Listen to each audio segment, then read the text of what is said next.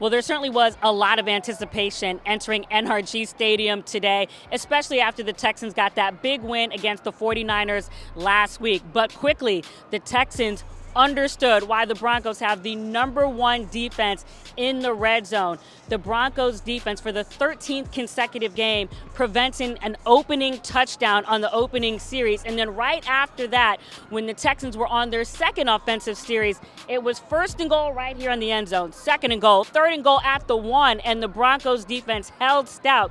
And we were right in, the presser after the game for head coach Sean Payton, and he was talking about just even that, how crucial it is for a play like that when you stuff an offense and the momentum that it takes out of a team like that. So, that was very important for them. And then you still thought that the Broncos were probably starting to worm their way a little bit there in the first half, where Bo Nix was able to get the 30-yard touchdown to Cortland Sutton in the beginning, but still the Texans leading at the half 12-7.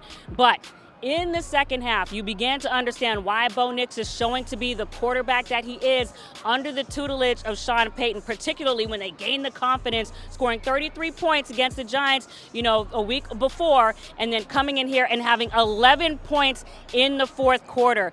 For them to tie it up 15 all right towards the end is not necessarily unexpected, but certainly still amazing. You saw Bo Nix complete the touchdown to RJ Harvey, and then for them boldly to go for the 2-point conversion and to get it there with Troy Franklin. But even then, you felt that tit for tat with the Texans defense trying to kind of show each side that they were dominant versus the Broncos defense, because Vance Joseph unit came in here with that reputation, and they did it for a while with 2 big third down stops by the Texans defense towards the end, preventing a completion from Bo Nix to Pat Bryant, and then obviously there to Evan Ingram. But it only takes just a little bit of unfocus to not, finish out the game. And Bo Nix having that huge 25-yard scramble towards the end.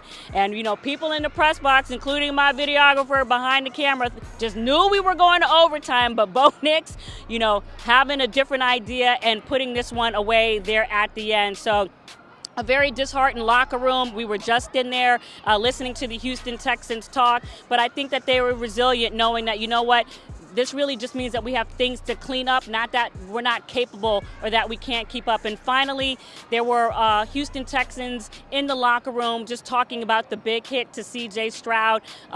During the game, he left getting hit actually in the shoulder and was evaluated for a concussion, did not come back in the game. But I thought it was very interesting to hear Azeez al-Shaair and obviously Will Anderson and Danielle Hunter, but particularly the first two, just talking about how surprised they were about the call. I think, Will Anderson calling it a BS call, even after I explained that the hit was ruled clean because it was to the shoulder, and then Azeez al-Shaair actually trying to provide comfort to the Broncos player that actually did the hit, just from what he went through last year.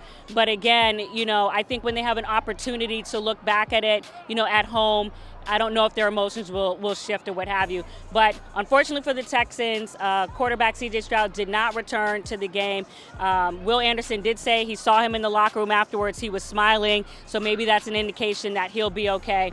But for right now, the Texans go down to the Denver Broncos 18-15. I'm Josina Anderson with the Exhibit News Network.